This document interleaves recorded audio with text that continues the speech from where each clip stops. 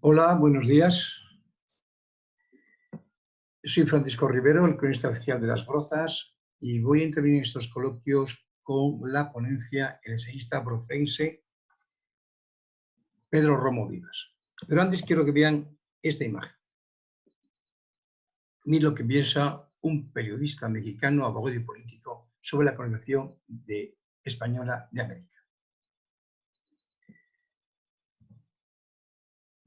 Pedro Romo Vivas nació en Brozas en 1914 y murió en la misma villa en 1990.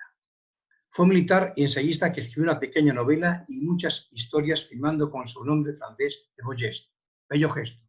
Según me cuenta su hijo Mariano Romo, hombre dedicado a los libros antiguos y que posee una librería en la calle del Carnero, número 19 de Madrid.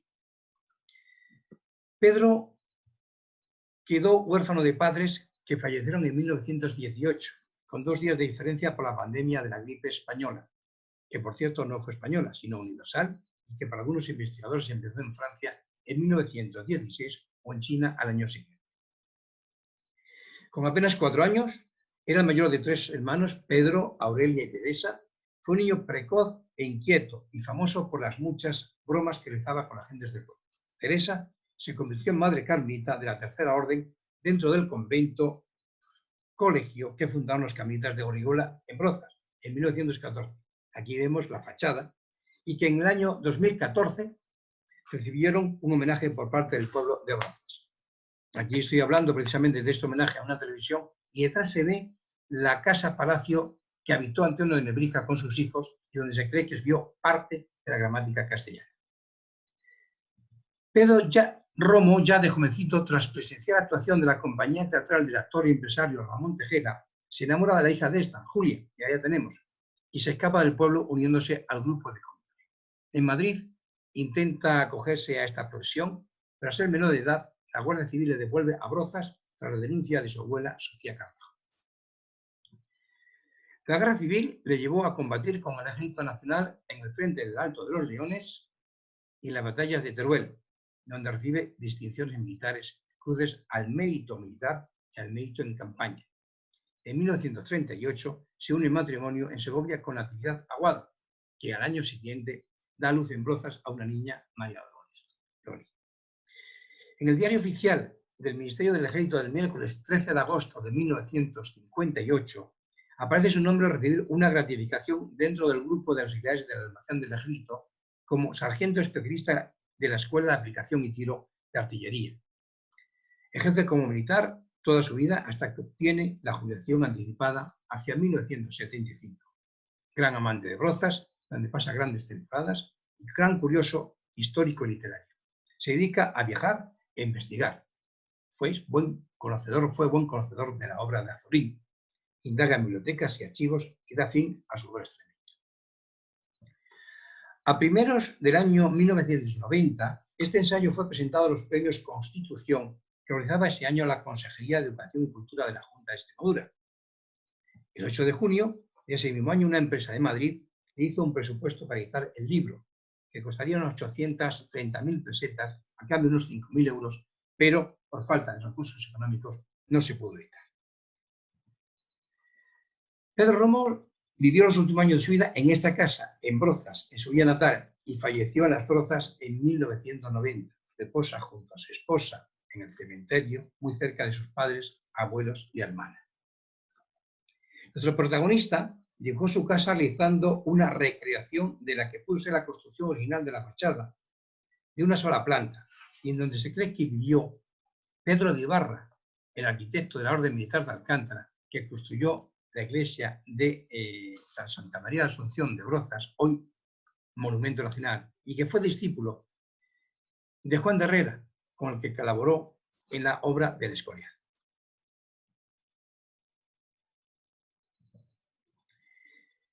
No hay ningún extremeño interesado por la cultura que no se haya atraído por este tema universal, la conquista y colonización de América, sobre todo sabiendo que en Las Brozas nació el primer gobernador de Indias, Nicolás Obando, comendador mayor de la Orden Militar de Alcántara, que sustituyó al descubridor Cristóbal Colón en la gestión y gobierno de la isla La Española, que hoy conforman 2 países, República Dominicana y Haití. La tesis del autor es que durante siglos los extremeños guerrearon contra los moros en la reconquista del suelo patrio. Guerrearon entre sí por hacerse con el poder en la región y en el reino de Castilla, por lo que su vida era un continuo guerrear. Por eso mismo, salir a la conquista del nuevo continente era su modus vivendi. Nuestro protagonista, Pedro Romo Vivas, escribió su obra no publicada y cuyo final posee gracias a la gentileza de su hijo. El título de la obra es Sobre la conquista y colonización de América, Nicolás d'Obando y otros. Son 69 hojas mecanografiadas y la parte posterior sin usar unos folios de artillería telemetrista que muy bien podrían haber sido desechados por el ejército, aunque el capítulo dedicado a Morroix se suma aparte con 8 folios. El original comienza con una introducción de 6 folios en el que el autor dice que fueron consultados exhaustivamente numerosos autores, como Padre Yepes, Torres y Tapia, Cea Bermúdez, Publio Hurtado, Padre Mariana, Hernán Pérez de Guzmán, Miguel Muñoz de San Pedro, conde Canillero, y Eugenio Escobar Prieto, autor, entre otros, del libro Hijos Ilustres de la Vida de Brozas, del que se han publicado desde 1901 4 ediciones, en algunas de las cuales ha intervenido un servidor con la ampliación de la biografía del actor Casimiro Hortas, que ya hemos tratado en algunos coloquios históricos de Extremadura. Poseo, cedido por sus hijos, 2 originales, uno de ellos de 69 cuartillas, que está escrito a máquina, una máquina que debe ser bastante antigua. Hay de esos que se leen muy bien con la cinta nueva y otros que apenas se dejan ver. Capítulos dedicados a las reflexiones, a las órdenes de caballería, a Alcántara, a la encomienda mayor, incluso uno dedicado a los infantes de Aragón en Extremadura. El segundo original, este original tiene 221 folios en total, pero algunos repetidos en la numeración, y así figuran 196 escrito a máquina y medidos por capítulos en unos sobres de cartas del Banco Popular, llenos de apuntes mecanografiados. En su prólogo, Pedro Romo habla de por qué fueron extremeños los conquistadores y de la región de Extremadura y también del hombre extremeño. En esa introducción cita al prestigioso historiador Lord Thomas Macaulay, 1800-1859. Cuando en su obra Estudios Históricos escribe: para conocer profundamente la anatomía patológica de los gobiernos y las causas que conducen a su decadencia y prostración, en que a veces vienen a caer los grandes estados, se hace necesario el estudio de la historia de España y de los españoles. Macaulay era famoso por sus juicios críticos, y en el periódico español El Mundo, el 14 de julio del año 2010, hay su famosa frase: la prueba suprema de virtud consiste en poseer un poder limitado sin abusar de él. Romo Vivas habla de que en este ensayo se tratará el tema de los conquistadores de Américas, quienes fueron, desde dónde salieron, por qué muchos fueron extremeños. De paso, se dirá de qué pueblo salieron y cómo vivían hasta el momento de su partida para el nuevo. Todas estas cuestiones desgranadas se irán haciendo palpables conforme vayamos avanzando. En esta época reciente, en que hay una hispanofobia contra los grandes hombres que conquistaron con grandes sacrificios todo un continente para la cultura, civilización y religión imperante en Europa, tenemos que reivindicar lo nuestro, lo propio. Es algo que llama la atención que países que han reconocido la legalización de los matrimonios mixtos en 1967 condenen lo que hacíamos los españoles del siglo atrás y también tachan de racistas a los españoles del siglo XVI porque se casaban con las indias, algo que ya recomendaban los reyes católicos. Y estos que habla de lo que los españoles hicimos genocidios no dejaron ni un indio vivo más allá de Río Grande. Se puso de manifiesto en un curso de verano de este año 2020 en el Escorial, sobre novela histórica, dirigido por el periodista y comentarista Antonio Pérez Henares. Este ha publicado recientemente una novela sobre la vida de Alvar Núñez Cabeza de Vaca, el descubridor de las cataratas argentino-brasileñas de Iguazú. En el libro de Pedro Romo, aún no publicado, se tratan varios temas como el capítulo dedicado al guerrero, otro a las órdenes de caballería, la encomienda de Alcántara, Gutiérrez Sotomayor, Monroig, los Orís, los Obando, un maestre, 1492 como año singular, Nicolás d'Obando, la hora del descubrimiento, y concluye con una reflexión final. A lo largo de esta ponencia iremos desgranando de una manera breve lo que se hizo en cada capítulo. En el apartado de las órdenes de caballería, el autor se fija lo que hicieron los cruzados en Tierra Santa para recuperar esos territorios para la cristiandad, y así los españoles que fueron a conquistar nuevos territorios para el rey católico de España tuvieron como ejemplo a esos freires soldados. Pedro Romo cita textualmente: aquellos órdenes de caballeros hispanos se miraron en el espejo de los cruzados de Oriente y sus congregaciones religiosas o guerreras se formaron a imagen y semejanza de aquellas que lucharon en Palestina para conquistar a los musulmanes los santos lugares del cristianismo. Además, sin dotes guerreras, los extremeños no hubieran hecho absolutamente nada. Hace un rápido estudio de las órdenes militares: Calatrava, el Temple, Montesa y las dos extremeñas, Alcántara, nacida en Portugal con el nombre de San Julián del Pereiro, y la de Santiago, surgida en la iglesia de igual nombre en la ciudad de Cáceres. Todas las órdenes, dice Pedro Romo, tenían igualdad, finalidad y funcionamiento análogo. Estaban formadas por hombres que mantenían en sus cerebros unas ideas muy claras: la de la recuperación del territorio hispano para la cristiandad. Eran pequeños ejércitos con disciplina y leyes de honor. Y usted también, Romo, lo que son las encomiendas, antes de entrar a detallar la orden militar de Alcántara. De hecho, un estudioso de esta orden de la Alcantarina informa que tenía de renta 2 millones de monedas de aquella época y de capital unos 50 millones. Una verdadera fortuna. Su formación militar y sus ingresos hacían que las órdenes militares fueran como estados dentro del Estado. Me recuerda, salvando mucho la distancia, uno de mis viajes al África Central, concretamente a la República de Camerún. Y digo bien, República de Camerún, donde hay varios reinos con sus correspondientes reyes. Aquí vemos a uno, el rey de Batufán. Camerún está formado por numerosos reinos. Aquí tenemos a su majestad Nayan Tucán Innocent, un hombre simpático que conoce muy bien los Sanfermines de Pamplona y que manda sobre unas 12.000 personas. Otro rey fue o es el sultán de Fumbán, su majestad el Haj Ibrahim Bombo Goya, el rey de los Mamunes, reino fundado a finales del siglo XV y que puso una lengua propia inventada por su ascendiente en 1869, denominada Shumon, que pudo ser descifrada gracias a una tabla escrita en esta lengua, en árabe y en francés. El sultán tiene un protocolo extraordinario. Hace 2 años sitúa allá, a su salida a la mezquita los viernes. Es agasajado por sus súbditos mientras grandes trompetas anuncian su llegada y 2 le abanican. Lentamente desde el templo hasta el palacio, el rey agradece la muestra de afecto de su pueblo.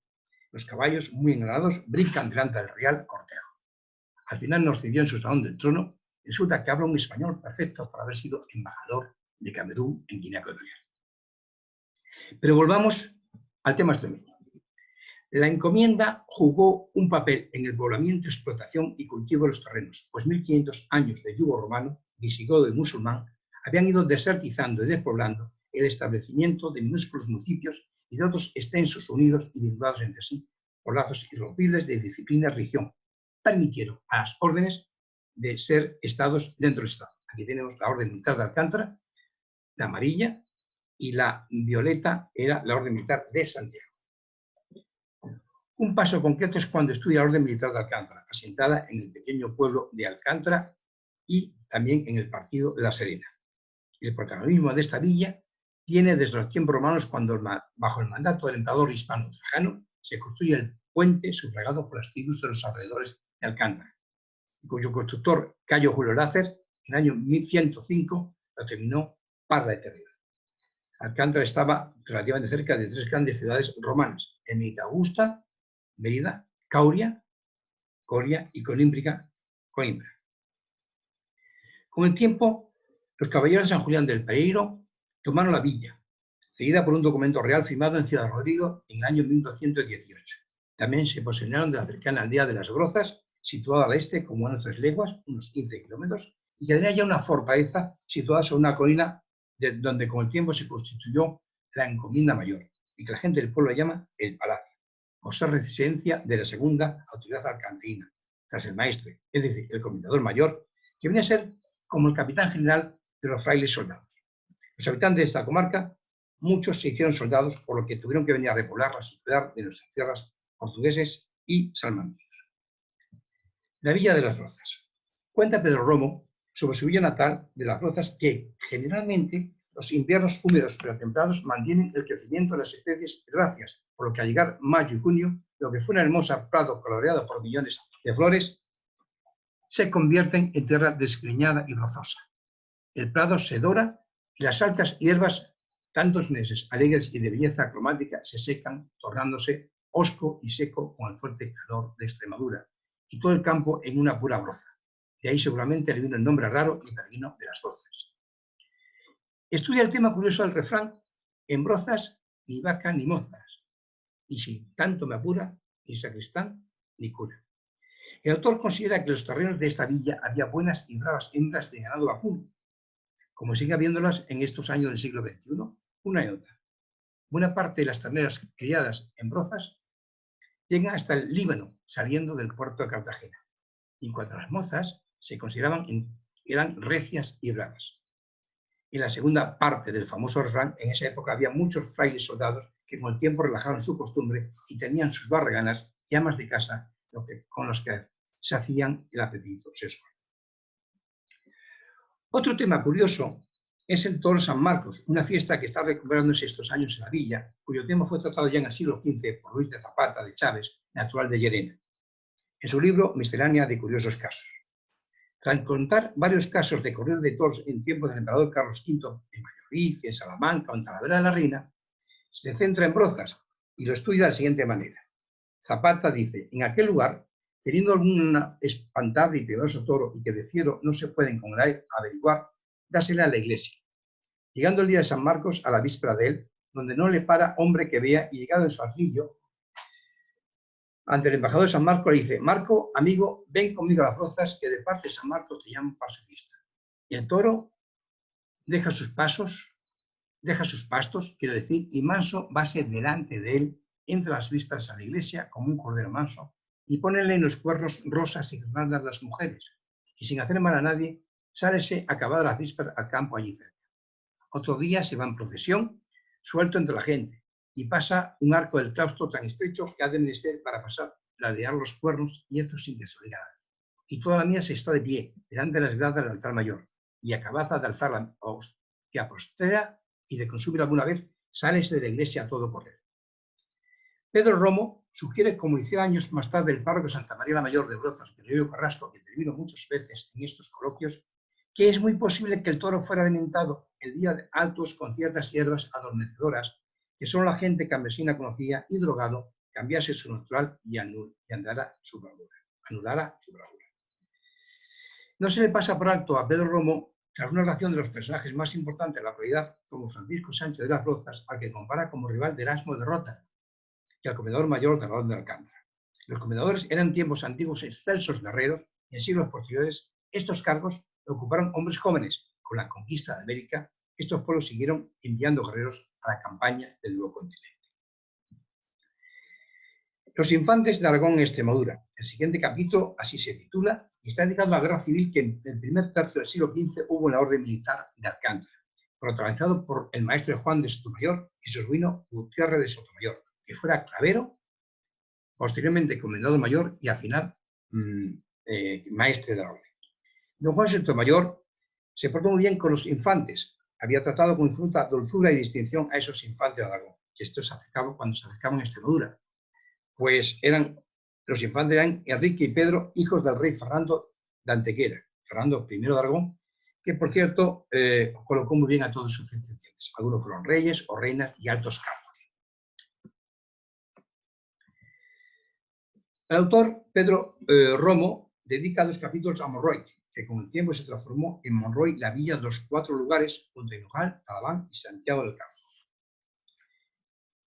Y también habla de el último maestre de la Orden Militar de Alcántara, don Juan de Zúñiga, bajo cuyo mandato se creó la academia donde trabajó el Antonio Nebrija y escribió la gramática cristiana editada en Salamanca en 1492, cuyo original dio trabajarlo entre las localidades extremeñas de Cata, de Alcántara, de Las Rozas, Villanueva de Serena y Zalamea de Serena. Y volvamos a la historia que concluye cuando la Orden Militar de Alcántara, con un personaje que se llama Gómez de Solís. Con el tiempo, Monroy, este personaje se hizo con la fortaleza de la Zagala y allí resistió como un bravo las embestidas de las tropas al maestre que quería recuperarse. Con el tiempo hicieron las paces, sin embargo duró poco. De nuevo el maestre Gómez de Solís se alzó contra el rey y este mandó a Alonso de Monroy que lo combatiese, por lo que le destituyó del maestrazgo primero y colocó a su aliado. De esta manera entró Juan de Zúñiga a ser miembro de la Orden Militar de Alcántara y su máximo y último maestre hasta que los reyes católicos se hicieron cargo de las órdenes militares. Por último, nuestro amigo, el autor Pedro Romo, como buen francés, se fija en uno de los hijos ilustres más importantes de la villa, Nicolás de Obando. Y escribe Ramo: el cometido de Obando no era nuevo, pero lo parecía, y se mostraba nueva aquella misión para estar decididos los reyes católicos a empezar, de una vez por todas, como el buen gobierno de la isla. Había que colonizar aquellos extensos dominios y darle una orientación cristiana y española. Las rencillas y los particulares codicias tenían que terminar. Había que asimilar a aquella gente en los usos y costumbres españoles. El comendador mayor, Nicolás de Obando, seleccionó personajes de la Guerra de Granada, entre ellos apellidos tan ilustres en la historia de España y también de Extremadura, como Aldana, Villarroel, Saavedra, Montejo, Orellana, Barrantes, Ocampo, Godoy, Holguín, Chávez, Trejo, Sande, Paredes y Villalobos. Y se sumaron nombres que dieron fama a la historia hispanoamericana, como Francisco Pizarro. Este fue con Nicolás de Obando en su barco, y en otro viaje llegó Hernán Cortés. Y en su reflexión final, como buen militar, Romo argumenta que quisimos justificar la bravura del extremeño como soldado. Sus dotes innatas para la guerra se basan en dos pilares singulares y eternos, que son disciplina y valor. Por añadidura, austeridad, coraje del sufrimiento y paciencia. Fuera de los ejércitos confunden frecuentemente combatividad con agresividad. El extremeño es combativo, pero no agresivo. Muchas gracias.